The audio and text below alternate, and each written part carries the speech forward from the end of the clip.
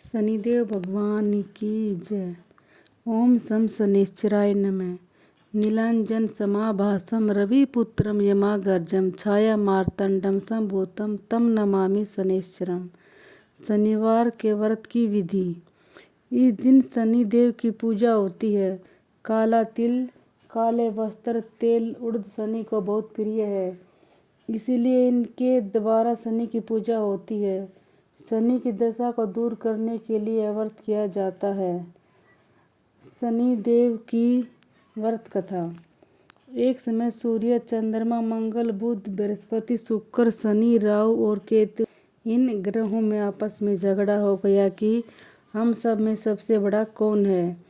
सब अपने आप को बड़ा कहते थे। जब आपस में कोई निश्चय न हो सका तो सब के सब आपस में झगड़ते हुए इंद्र के पास गए और कहने लगे कि आप देवताओं के राजा हैं, इसलिए आप हमारा न्याय करके बतलाओ कि हम 9 ग्रहों में सबसे बड़ा कौन है। राजा इंद्र इनका प्रश्न सुनकर घबरा गए और कहने लगे कि मुझ में यह सामर्थ्य नहीं है जो किसी को बड़ा या छोटा बतलाऊं। मैं अपने मुख से कुछ भी नहीं कह सकता हूँ। हाँ, एक उपाय हो सकता है। इस समय पृथ्वी पर राजा विक्रमादित्य दूसरों के दुखों का निवारण करने वाला है, इसलिए तुम वहाँ सब मिलकर उन्हीं के पास जाओ, वहीं तुम्हारे दुखों का निवारण करेंगे। ऐसा वचन सुनकर सभी ग्रह देवता चलकर भूलोक में राजा विक्रमादित्य की सभा में जाकर उपस्थित हो गए और अपना प्रश्न राजा के सामने रखा। राजा उनकी बात सुनकर बड़ी चिंता में पड़ गए कि मैं अपने मुख से किसको बड़ा और किसको छोटा बतलाऊं। जिसको छोटा बतलाऊंगा वही क्रोध करेगा। परंतु उनका झगड़ा निपटाने के लिए एक उपाय सोचा कि सोना, चांदी, कांसा, पीतल, शीशा, रांगा, जस्ता, अभ्रक और लोहा 9 ग्रहों धातुओं के 9 आसन बनवाए। सब आसनों को क्रम से जैसे सोना सबसे पहले और लोहा सबके पीछे बिछाए गए। इसके पश्चात राजा ने सब ग्रहों से कहा कि आप सब अपने अपने आसनों पर बैठिए। जिसका आसन सबसे आगे है वह सबसे बड़े और जिसका आसन सबसे पीछे है वह सबसे छोटा जानिए। क्योंकि लोहा सबसे पीछे था और वह शनिदेव का आसन था, इसलिए शनिदेव ने समझ लिया कि राजा ने मुझको छोटा बना दिया है। इस पर शनि को बड़ा क्रोध आया और कहा कि राजा, तू मेरे पराक्रम को नहीं जानता। सूर्य एक राशि पर 1 महीना, चंद्रमा सवा 2 महीना 2 दिन, मंगल 1.5 महीना, बृहस्पति 13 महीने, बुध और शुक्र 1 महीने, परंतु मैं एक राशि पर 2.5 अथवा 7.5 साल तक रहता हूँ। बड़े बड़े देवताओं को भी मैंने भीषण दुख दिया है। राजन सुनो, राम जी को 7.5 आयु वनवास हो गया और रावण पर आई तो राम और लक्ष्मण ने सेना सहित लंका पर चढ़ाई कर दी। रावण कुल की सेना का नाश कर दिया। हे राजा, अब तुम सावधान रहना। राजा कहने लगा, जो कुछ भाग्य में होगा देखा जाएगा। उसके बाद अन्य ग्रह तो प्रसन्नता के साथ चले गए, परंतु शनिदेव बड़े क्रोध के साथ वहां से सिधारे। कुछ काल व्यतीत होने पर राजा को 7.5 की दशा आ गई तो शनिदेव घोड़ों के सौदागर बनकर अनेक सुंदर घोड़ों के सहित राजा को राजधानी में आए। जब राजा ने सौदागर के आने की खबर सुनी तो अपने अश्वपाल को अच्छे अच्छे घोड़े खरीदने को कहा।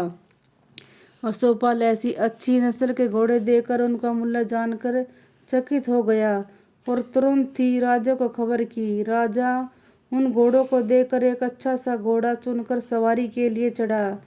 राजा के घोड़े की पीठ पर चढ़ते घोड़ा जोर से भागा। घोड़ा बहुत दूर एक बड़े जंगल में जाकर राजा को छोड़कर अंतर ध्यान हो गया। इसके बाद राजा अकेला जंगल में भटकता फिरता रहा।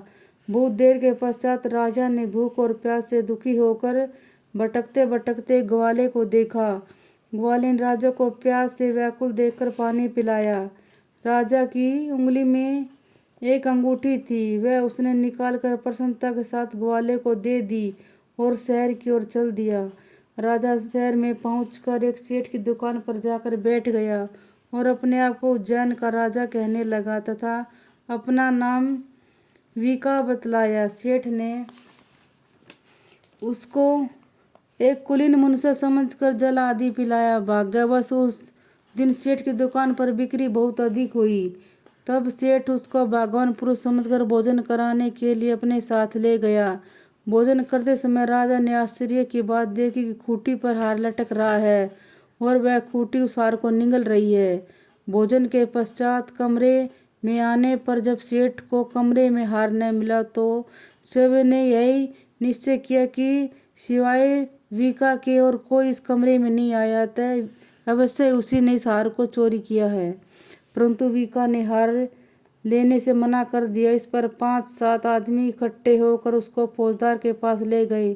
फौजदार ने उसको राजा के सामने उपस्थित कर दिया और कहा कि यह आदमी तो भला प्रतीत होता है, चोर मालूम नहीं होता, परंतु सेठ का कहना है कि इसके सिवाय कोई घर में नहीं आया, अवश्य इसी ने चोरी की है। तब राजा की आज्ञा से उनके हाथ पैर काटकर चौरंगिया किया गया। राजा की आज्ञा का तुरंत पालन किया गया और वीका के हाथ पैर काट दिए गए।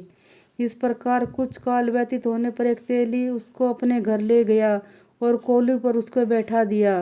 वीका उस पर बैठा हुआ अपनी जबान से बैल हाँकता रहता। शनि की दशा समाप्त हो गई और एक रात को वर्षा ऋतु के समय एक मल्हार राग गाने लगा। उसका गाना सुनकर उस शहर के राजा की कन्या उस राग पर मोहित हो गई और दासी को खबर लेने को भेजा कि शहर में कौन गा रहा है। दासी शहर में फिरती फिरती क्या देखती कि तेली के घर में चौरंगिया राग गा रहा है। दासी ने महल में आकर राजकुमारी को सब वृत्तांत कह सुनाया। बस उसी क्षण राजकुमारी ने अपने में यह प्रण कर लिया कि चाहे कुछ हो, मैंने इस चौरंगिया के साथ विवाह करना है। प्रातःकाल होते ही जब दासी ने राजकुमारी को जगाना चाहा तो राजकुमारी अनशन व्रत लेकर पड़ी रही। तब दासी ने रानी के पास जाकर राजकुमारी के न उठने का वृत्तांत कहा।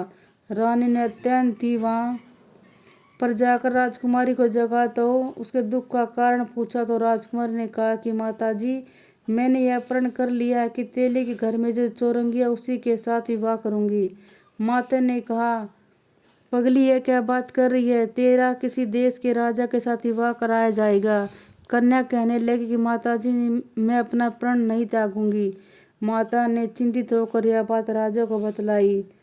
जब राजा ने भी वहां आकर समझा तो मैं अभी देश देशांतर में अपने दूध बेचकर सुयोग्य रूपवान एवं बड़े से बड़े गुणी राजकुमार के साथ तुम्हारा विवाह करूंगा।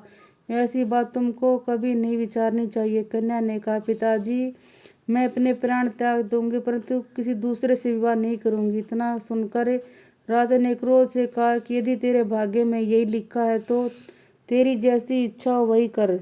राजा ने तेली को बुलाकर कहा कि तेरे घर में जो चौरंगिया है उसके साथ मैं अपनी कन्या का विवाह करना चाहता हूँ। तेली ने कहा कि यह कैसे हो सकता है, आप हमारे राजा हो और काम एक नीच तेली। परंतु राजा ने कहा कि भाग्य लेखों को कोई टाल नहीं सकता, अपने घर जाकर विवाह की तैयारी करो। राजा ने उसी समय तोरण और बंदरवार लगवाकर अपनी राजकुमारी का विवाह चौरंगिया विक्रमादित्य के साथ कर दिया। रात्रि को जब विक्रमादित्य और राजकुमारी महल में सोए तो आधी रात के समय शनिदेव ने विक्रमादित्य को सौंपन दिया कि राजा कहो, मुझको छोटा बतलाकर तुमने कितना दुख उठाया। राजा ने क्षमा मांगी। शनिदेव ने प्रसन्न होकर विक्रमादित्य के हाथ पैर दिए। तब राजा ने कहा, महाराज, मेरी प्रार्थना स्वीकार करें। जैसा दुख आपने मुझे सौंप दिया ऐसा और किसी को न दें। शनिदेव ने कहा कि तुम्हारी यह प्रार्थना स्वीकार है। जब मनुष्य मेरी कथा सुनेगा या कहेगा, उसको मेरी दशा में कभी किसी प्रकार का दुख नहीं होगा।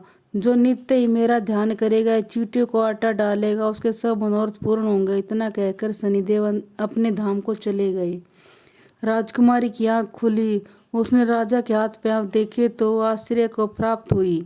उसको देखकर राजा ने अपना समस्त हाल कहा कि मैं उज्जैन का राजा विक्रमादित्य हूँ। यह बात सुनकर राजकुमारी अत्यंत प्रसन्न हुई। प्रातःकाल राजकुमारी ने अपनी सखियों से पूछा तो उसने अपने पति का समस्त वृत्तांत कह सुनाया। तब सबने प्रसन्नता प्रकट की और कहा कि ईश्वर ने आपकी मनोकामना पूर्ण कर दी। जब उस सेठ ने यह सुना तो वह राजा विक्रमादित्य के पास आया और राजा विक्रमादित्य के पैरों पर गिरकर क्षमा मांगने लगा कि आप पर मैंने चोरी का झूठा दोष लगाया है, अतः आप मुझे जो चाहे दंड दें। राजा ने कहा, मुझ पर शनिदेव का कोप था, इसी कारण यह सब दुख मुझे प्राप्त हुआ है। इसमें तुम्हारा कोई दोष नहीं है। तुम अपने घर जाकर अपना कार्य करो। सेठ बोला कि मुझे तभी शांति मिलेगी जब आप मेरे घर चलकर प्रीतिपूर्वक भोजन करेंगे। राजा ने कहा कि जैसी आपकी मर्जी हो वैसा ही करें। सेठ ने अपने घर जाकर अनेक प्रकार के सुंदर सुंदर भोजन बनवाए और राजा विक्रमादित्य को प्रतिभोज दिया। जिस समय राजन भोजन कर रहे थे, एक अत्यंत आश्चर्य की बात सबको दिखाई दी। जो खूंटी पहले हार निगल गई थी वह अब हार उगल रही थी। जब भोजन समाप्त हुआ तो सेठ ने हाथ जोड़कर बहुत सी मोहरें राजा को भेंट में दी और कहा कि मेरे श्री कवरी नाम की एक कन्या है, उसका पाणी ग्रहण आप करें। इसके बाद सेठ ने अपनी कन्या का विवाह राजा के साथ कर दिया और बहुत सा दान दहेज भी दिया। इस प्रकार कुछ दिनों तक वहां निवास करने के पश्चात विक्रमादित्य ने शहर के राजा से कहा कि अब मेरी उज्जैन जाने की इच्छा है। फिर कुछ दिन के बाद विदा लेकर राजकुमारी मन भावनी, सेठ की कन्या श्री कवरी तथा अनेक दास दासी रथ और पालकियों सहित विक्रमादित्य उज्जैन की तरफ चले। जब शहर के निकट पहुंचे और पुरवासियों ने राजा के आने का संवाद सुना तो समस्त उज्जैन की प्रजा अगवानी के लिए आई। तब बड़ी प्रसन्नता से राजा अपने महल में पधारे। सारे शहर में बड़ा भारी महोत्सव मनाया गया और रात्रि को दीपमाला की गई। दूसरे दिन राजा ने शहर में यह सूचना कराई कि शनि देवता सब ग्रहों में सर्वोपरि हैं। मैंने इनको छोटा बताया, इसी से मुझको यह दुख प्राप्त हुआ है। इस कारण सारे शहर में सदा शनि देव की पूजा और कथा होने लगी। राजा और प्रजा अनेक प्रकार से सुख भोगती रही। जो कोई शनिदेव की इस कथा को पढ़ता या सुनता है, शनिदेव की कृपा से उसके सब दुख दूर हो जाते हैं। शनिवार की कथा को व्रत के दिन अवश्य पढ़ना चाहिए। ओम शांति, ओम शांति, ओम शांति। बोलो शनिदेव भगवान की जय। उमापति महादेव की जय।